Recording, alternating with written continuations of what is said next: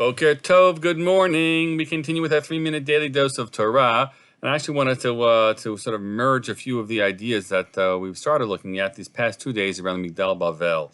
There are actually a number of different reads as to what this thing was about. You know, what was the intention of building this tower? And they said, let us build a city and with a tower at the center, and with its head up into the heavens, and they'll make themselves a name. Right? That's what the Torah says to us. You know, what were they trying to arrive at? What was their goal? So the sages offer a number of different opinions about what they were seeking to do. Some wanted to understand that they were want to get up there and worship the heavenly spheres, right? It was almost like an act of avodah zarah that there was intended there. Some saw it as an act of defiance. We mentioned yesterday to storm the heavens in battle against God. Others wanted to build up. Interestingly, they saw it not so much as a tower that would get you up to the heavens, as much as setting up pillars. And so, because if the flood was the reversal of the creation, whereas God separated the heavens and the earth, but the horizon was there, and a clear separation, as I can sort of describe it that way, between the sky and below.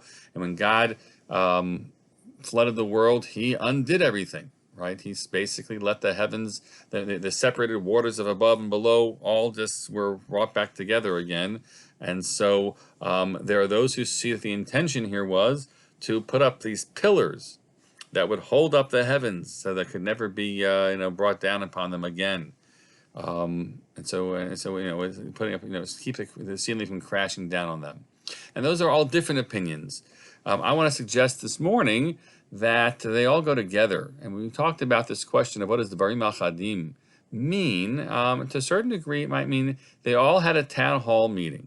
And they said, what do you want to, we want to build something. Said, yeah, I want to build something. And everyone says, we're going to build a migdal, right, a city with a migdal in the center that's going to go up to heaven, etc., etc. And everyone says, yes, to take a vote, we're all in favor. Everyone raised their hands, because they all said we want to have a migdal that reaches up to the heavens. And that's when the trouble actually begins. Because then when it comes time to start making the plans, that everything starts to fall apart. There are some interesting midrashim about sort of the conflicts that happened on the ground between people as they're building this thing, especially after God interferes. But in certain ways, what God was doing, I'm going to suggest here, was just simply precipitating what was going to emerge anyway.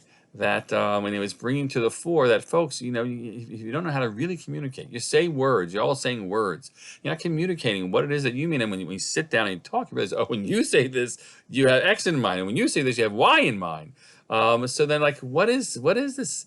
And so the story becomes a parable about language and communication at a different level, and to remind us that we have to be, we need to always continue to the next level and the third level.